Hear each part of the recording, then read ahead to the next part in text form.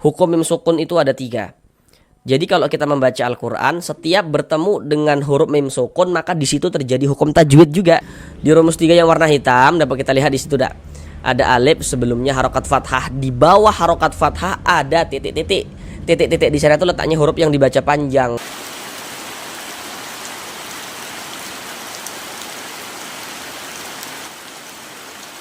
Assalamualaikum warahmatullahi wabarakatuh. Jika saudara semuanya, Bapak dan Ibu memiliki permasalahan belum lancar di dalam membaca Al-Quran, kemudian belum memahami ilmu tajwid, mari belajar mengaji Al-Quran di channel ini. Di sini kami akan berusaha untuk membantu saudara semuanya, Bapak dan Ibu, agar dapat bisa segera lancar dalam membaca Al-Quran, agar dapat bisa segera memahami ilmu tajwid Al-Quran dengan mudah. Jadi nanti untuk belajar mengaji Al-Qur'annya itu ya, untuk bacaan Al-Qur'annya akan kami bacakan dengan pelan-pelan supaya mudah untuk diikuti oleh Bapak dan Ibu saudara semuanya yang belum lancar membaca Al-Qur'annya. Jadi dengan mengikuti bacaan kami ya sambil latihan, menterapi agar dapat melancarkan bacaan Al-Qur'annya. Selanjutnya untuk penjelasan tajwidnya nanti akan kami jelaskan dengan pelan-pelan, ditambah media gambar yang ringkas dalam setiap penjelasan yang kami sampaikan begitu. Sehingga dengan penjelasan tajwidnya yang pelan-pelan ya, ditambah media gambar dalam penjelasannya, semoga dapat memudahkan saudara semuanya, Bapak dan Ibu dalam memahami ilmu tajwid Al-Quran. Semoga dapat langsung bisa dipahami ilmu tajwidnya, seperti itu. Selanjutnya kami senantiasa mendoakan semoga Bapak dan Ibu saudara semuanya diberikan kemudahan dalam mempelajari ilmu tajwid Al-Quran, diberikan kemudahan dalam berusaha untuk melancarkan bacaan Al-Qurannya. Selanjutnya kami juga senantiasa mendoakan semoga Bapak dan Ibu saudara semuanya senantiasa diberikan rezeki yang berlimpah dan barokah, sehingga dengan rezeki yang berlimpah dan barokah tersebut ya, semoga bisa menjadi seorang ahli sedekah dan nantinya bisa beribadah umrah dan haji ke tanah suci Mekah. Amin amin ya rabbal alamin. Baik, mari kita mulai belajar mengaji Al-Qur'annya. Marilah bersama-sama kita lanjutkan kembali belajar mengaji Al-Qur'an kita. Sekarang ini kita sudah masuk pada surah Al-Waqi'ah ayat yang ke-61. Sekarang mari kita baca bersama-sama terlebih dahulu dengan pelan-pelan. Akan kami bacakan dengan pelan-pelan supaya mudah untuk diikuti bagi saudara semuanya, Bapak dan Ibu ya, untuk melatih agar bisa latihan gitu ya, menterapi melancarkan bacaan Al-Qur'annya. Baru setelahnya nanti akan kami jelaskan ilmu tajwidnya dengan pelan-pelan. Harapannya semoga dapat langsung bisa dipahami dengan mudah seperti itu. Bismillahirrahmanirrahim. Ala an nubaddila amthalakum wa nunshi'akum fima la ta'lamun.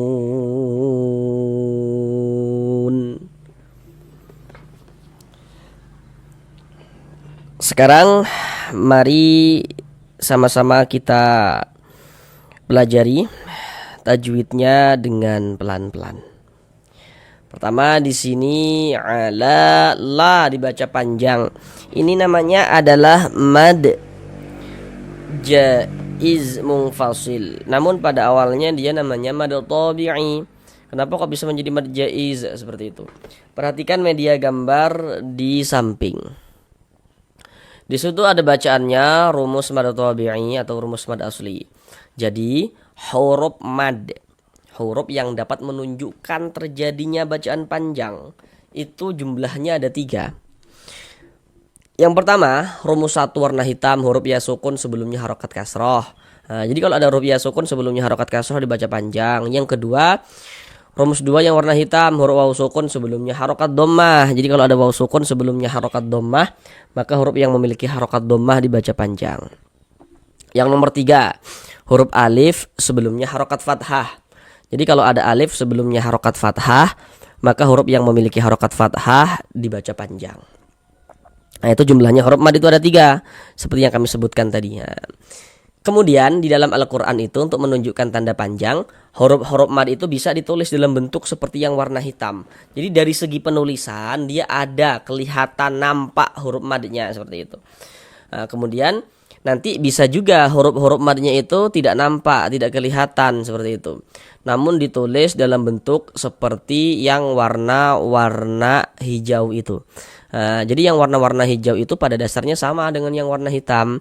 Hanya saja kalau yang warna-warna hijau itu huruf madnya itu dikira-kirakan. Loh kok dikira-kirakan? Nanti salah perkiraan ya tidak.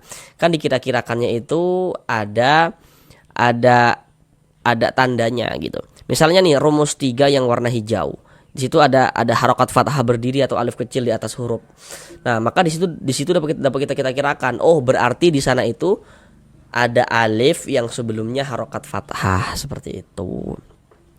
Nah, sedangkan la ini dibaca panjang, ini penjelasannya itu terletak di rumus 3 yang warna hijau. Nah, rumus 3 yang warna hijau. Kenapa kok la dibaca panjang? Mana tanda panjangnya? Ini nih. Karena di atas huruf la ini ada ini nih, ada harokat fathah berdiri ini berbentuk alif kecil seperti ini. Jadi kalau kita membaca Al-Quran itu bertemu dengan huruf ya, di atasnya itu ada tanda alif kecil seperti ini atau harokat fathah berdiri, maka huruf tersebut dibaca panjang.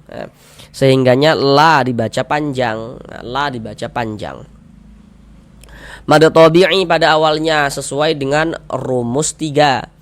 Karena rumus 3 yang warna hijau itu pada dasarnya adalah rumus 3 yang warna hitam seperti itu. Hanya saja kan dikira-kirakan kalau yang warna hijau itu. Tapi kalau masih bingung, bingung nih nggak maksud nih gitu ya. Pahami saja tandanya gitu. Kalau ada huruf di atasnya ada tanda alif kecil seperti ini atau harokat fathah berdiri, maka berarti huruf tersebut dibaca panjang begitu. Sehingga la dibaca panjang. Kemudian mad tabi'iynya bertemu dengan ini dengan huruf hamzah. Mad tabi'i bertemu dengan huruf hamzah di lain kata atau di lain kalimat. Maka dia berubah menjadi mad jaiz munfasil. Loh kok ini huruf hamzah bukankah ini huruf alif? Jadi huruf alif itu kalau dia ada tanda bacanya itu huruf hamzah. Jadi huruf alif itu huruf hamzah itu bisa ditulis dalam bentuk seperti ini.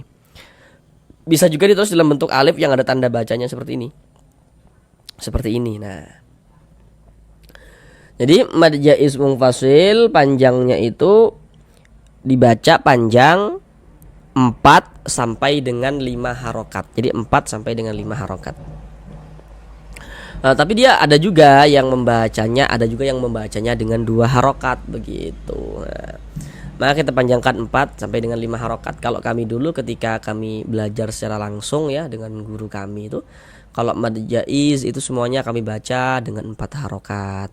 Mad wajib panjangkan 5 harokat seperti itu. Kita panjangkan. Ala an nubaddila amsalakum. Di sini ada nun sukun, setelahnya huruf nun atau nun sukun bertemu dengan huruf nun. Ini bisa dikatakan dengan idgham mutamatsilain shaghir, bisa juga dikatakan dengan idgham bi gunnah. Kita kupas satu-satu dulu. Sekarang kita kupas dulu hukum bacaan ini idgham bi gunnah. Nah, perhatikan media gambar di samping. Di situ di samping panah itu ada bacaannya, ada tuh nun sukun garis miring tanwin. Tanda baca tanwin atau harokat tanwin itu bentuknya ada 3. Ada yang baris 2 di atas huruf namanya adalah fathatain atau tanwin fathah. Baris 2 di bawah huruf kasrotain atau tanwin kasroh. Dan yang satunya lagi namanya dhammatain atau tanwin dhammah. Jadi kalau kita membaca Al-Quran, di mana ada nun sukun atau di mana ada tanwin, maka di situ terjadi hukum tajwid. Untuk menentukan hukum tajwid itu perhatikan huruf setelahnya atau sebelah kiri daripada huruf nun atau tanwin itu kita perhatikan hurufnya. Ketahui hurufnya maka kita bisa menentukan hukum tajwidnya. Contoh tuh seperti ini. Ini nun sukun. setelahnya huruf nun atau nun sukun bertemu dengan huruf nun. Huruf nun ini termasuk salah satu huruf idgham bi gunnah kan? Maka nun sukun bertemu dengan huruf nun hukumnya idgham bi gunnah. Cara membacanya dengan cara memasukkan kemudian disertai dengan gunnahnya. Dimasukkan itu apanya? Bunyi nun sukunnya ini. Bunyi nun sukunnya ini masuk melebur ke huruf nun ini. Makanya ini kan hurufnya ada dua tapi bunyinya cuma satu kan? Terdengar kan n-nya cuma satu kan, gitu kan, begitu. Padahal di sini ada dua karena dia tasydid itu ada dua, ada dua huruf nun di situ. Nubaddila. Jadi jangan bingung ya.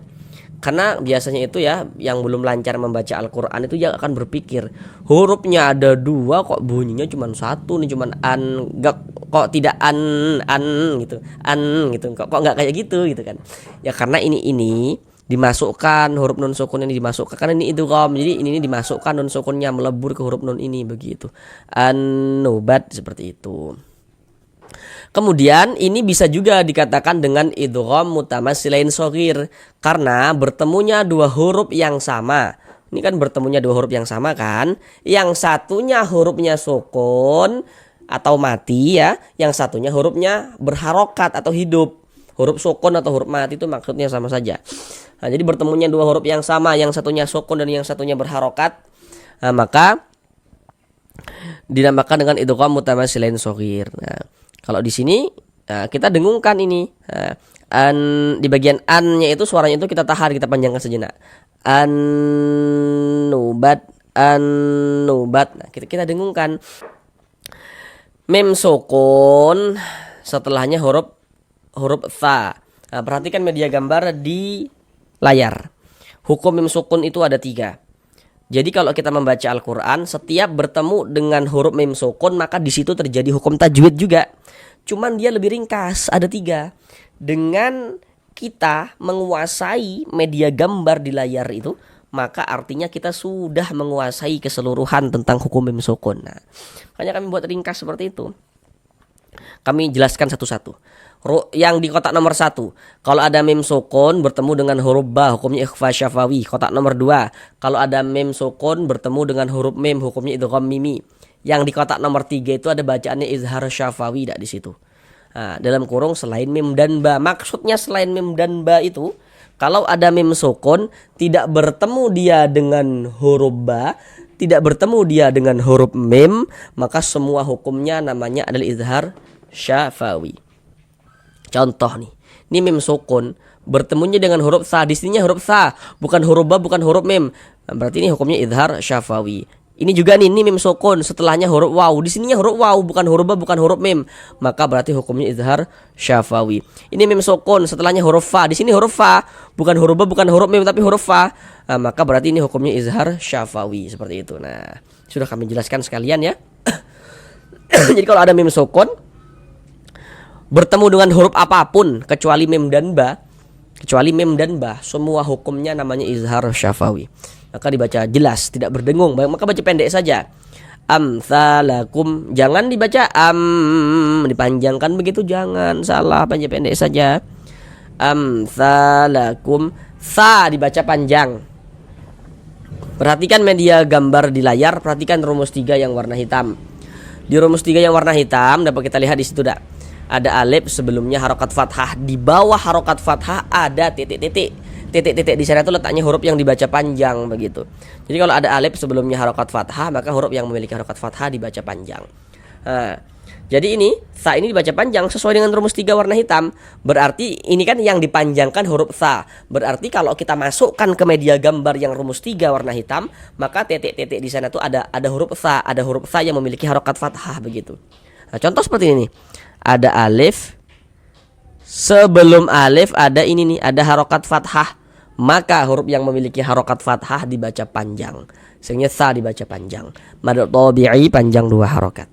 Salakum, mim sukun bertemu dengan huruf waw, tadi sudah kami jelaskan hukumnya adalah izhar syafawi. Ini nun sukun bertemu dengan huruf shin. Nah, tadi sudah kami ingatkan ya. Sudah kami ingatkan tuh. Kalau ada nun sukun atau ada tanwin, maka di situ terjadilah hukum tajwid begitu. Nah, ini nun sukunnya bertemu dengan huruf shin. Nah, huruf shin ini huruf apa? Harus kita ketahui. Perhatikan media gambar di layar. Huruf shin termasuk salah satu huruf ikhfa hakiki. Jadi kalau ada nun sukun atau tanwin bertemu dengan salah satu daripada 15 huruf yang di samping itu, maka hukumnya adalah ikhfa hakiki. Dan huruf shin itu masuk pada ikhfa hakiki ausat. Kenapa kok dikatakan ausat? Karena dia itu di tengah-tengah. Apa yang di tengah-tengah itu apanya? Begitu makharijul hurufnya. Jadi makharijul huruf nun dengan huruf shin itu dia di tengah-tengah, tidak jauh juga tidak dekat, maka dikatakan ausat begitu. Maka cara membaca ikhfa itu kita baca samar dan berdengung. Jadi yang disamarkan itu apanya begitu? Bunyi nun sukunnya. Jangan dibaca wanun begitu, jangan, tapi disamarkan. Wanul begitu. Kemudian didengungkan. Jadi bagian nulnya itu suara itu kita tahan, kita panjangkan sebentar sepanjang 2 harokat. Wa nunsyi'akum fima, mim sukun setelahnya huruf fa. Hukumnya izhar syafawi itu sudah kami jelaskan. Fi dibaca panjang, perhatikan rumus 1 yang warna hitam. Nah, jadi kalau kita membaca Al-Quran, kita lihat-lihat, kita perhatikan. Kalau ada huruf ya sukun, ada huruf ya, ada tanda sukun. Sebelum ya sukun di sini ada ini nih, ada harokat kasroh. Maka huruf yang memiliki harokat kasroh dibaca panjang. Misalnya fi dibaca panjang. Mad tabi'i panjang 2 harokat. Fi ma dibaca panjang. Perhatikan lagi rumus 3 yang warna hitam. Karena di sini ada alif. Sebelum alif ada harokat fathah, maka huruf yang memiliki harokat fathah dibaca panjang. Misalnya ma dibaca panjang. Mad tabi'i panjang 2 harokat. La dibaca panjang, masih di rumus 3 warna hitam. Karena di sini ada alif. Sebelum alif ada ini, ada harokat fathah. Maka huruf yang memiliki harokat fathah dibaca panjang. Sehingga la dibaca panjang. Mad tabi'i panjang 2 harokat. Ma la ta'lamun. Mun dibaca panjang. Ini namanya adalah mad arid li sukun, namun pada awalnya namanya mad tabi'i. Nah, kenapa kok bisa berubah nih begitu? Perhatikan rumus 2 yang warna hitam. Di rumus 2 warna hitam, di situ dapat kita lihat kan polanya ya. Ada waw sukun, sebelumnya ada harokat dhammah, di bawah harokat dhammah ada titik-titik. Nah, titik-titik di sana tuh letaknya huruf yang dibaca panjang. Nah, seperti itu. Contoh dalam Al-Qur'an tuh seperti ini, mu dibaca panjang. Karena di sini ada huruf waw sukun, ada huruf waw, ada tanda sukun. Sebelum waw sukun ada ini nih, ada harokat dhammah. Maka huruf yang memiliki harokat dhammah dibaca panjang. Sehingganya mu dibaca panjang. Mu dibaca panjang mad tabi'i pada awalnya. Kemudian mad tabi'inya bertemu dengan huruf yang disukunkan, dengan huruf yang dimatikan. Nah, maka dia berubah menjadi mad arid li sukun. Panjangnya mad arid li sukun itu jaiz. Dia boleh dibaca dengan 2 harokat, 4 harokat atau 6 harokat. Tapi kita harus konsisten dalam sekali bacaan. Jadi kita harus memilih. Kalau mad arid li sukun kita baca dengan panjang 2 harokat, maka semuanya kita panjangkan 2 harokat mad arid li sukunnya saat kita membaca Al-Quran itu. Kalau kita baca 4, semuanya kita panjangkan 4 begitu. Mad arid li sukunnya pada saat kita membaca Al-Quran itu. Huruf yang kita sukunkan atau huruf yang kita matikan itu mana? Huruf nun ini. Ini kan kalau kita berhenti di huruf nun, kita baca ta'lamun. Jangan dibaca ta'lamuna. Baru berhenti, jangan, salah. Tapi dibaca ta'lamun, mun. Nah, mengapa begitu? Mengapa seperti itu? Jadi kalau kita membaca Al-Quran, kemudian kita itu berwakaf, kita itu berhenti di huruf yang tidak dibaca panjang, maka hurufnya kita sukunkan, kita matikan. Ini kita membaca Al-Quran, berhenti kita di huruf nun. Untuk di sini huruf nunnya tidak dibaca panjang. Jadi apa tadi kami katakan, kalau membaca Al-Quran berhenti di huruf yang tidak dibaca panjang, hurufnya itu kita sukunkan, kita matikan, seperti itu. Sehingga ini kita baca ta'lamun. Nah, seperti itu. Sekarang mari sama-sama kita ulang sekali lagi dari awal. Ala an nubaddila amthalakum wa nunsyi'akum fima la ta'lamun. Sampai di sini belajar mengaji Al-Qur'annya. Sampai bertemu di pembelajaran yang berikutnya. Assalamualaikum warahmatullahi wabarakatuh.